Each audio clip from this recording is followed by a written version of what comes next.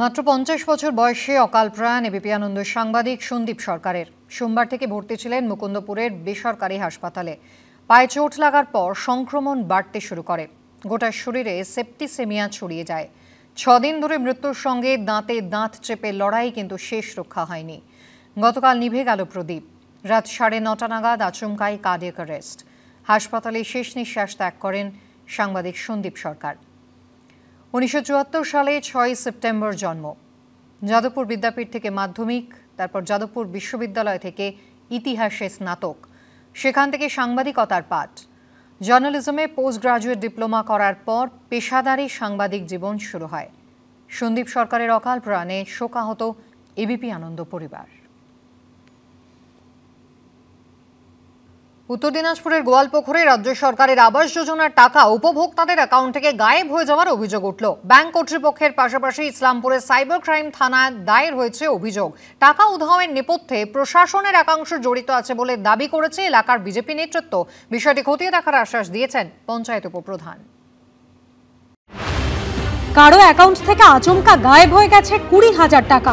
কোনো উপভোক্তার অ্যাকাউন্ট থেকে আবার ধাপে ধাপে তুলে নেওয়া হচ্ছে টাকা।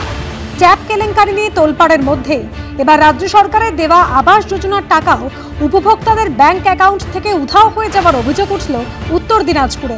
গোয়ালপুকুর ১ নম্বর ব্লকের পাঞ্জিপাড়া গ্রাম পঞ্চায়েত এলাকার বাসিন্দা মোহাম্মদ নুরুল।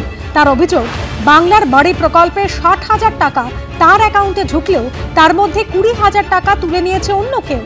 ৬০,০০০ ঢুকেছিল, আমি ৩০,০০০ তুলেছিলাম ২৪ তারিখে। ২ দিন পরে গেলাম আমি ওই ৩০,০০০ তোলার জন্য, তো দেখছি ওতে পয়সা নাই, ২০,০০০ কেটে গেছে, ১০,০০০ খালি আছে। প্রায় একই অভিযোগ শোনা গেল গোয়ালপুকুরের আরেক বাসিন্দার মুখে। ঘটনায় ব্যাংকের পাশাপাশি ইসলামপুর সাইবার ক্রাইম থানায় অভিযোগ দায়ের করা হয়েছে। ঘরের টাকা আমার ঢুকছিল ৬০,০০০ টাকা, সেখান থেকে আমি ১০,০০০ টাকা তুলেছি, আর বাদ বাকি টাকা আমার ৩ কিস্তিতে টাকা কাটিয়ে নিয়েছে। ১০,০০০, তারপরে ৯,৯০০, ৭,০০০ এরকম কাটিয়েছে আমার কাছ থেকে। কেন্দ্রীয় আবাস যোজনায় বঞ্চনা নিয়ে অভিযোগের মধ্যেই রাজ্য সরকারের তরফে আবাসের টাকা দেওয়ার ঘোষণা করেন মুখ্যমন্ত্রী। সেই টাকায় ৯-৬ হওয়ার অভিযোগ উঠতেই তৃণমূলকে বিঁধেছে বিরোধীরা। টাকা ঢুকছে একদিক থেকে, আর একদিক থেকে কিভাবে চুরি হয়ে যাচ্ছে আর কি, প্রশাসনই জড়িত মনে হচ্ছে। না হলে এত বড় ঘটনা ঘটবে কেন? টাকাতে গায়েব হচ্ছে, আমরাও শুনতেছি, আমরাও ম্যানেজারের সঙ্গে কথা বলার চেষ্টা করতেছি, দেখবো কেমন কি হচ্ছে জিনিসটা।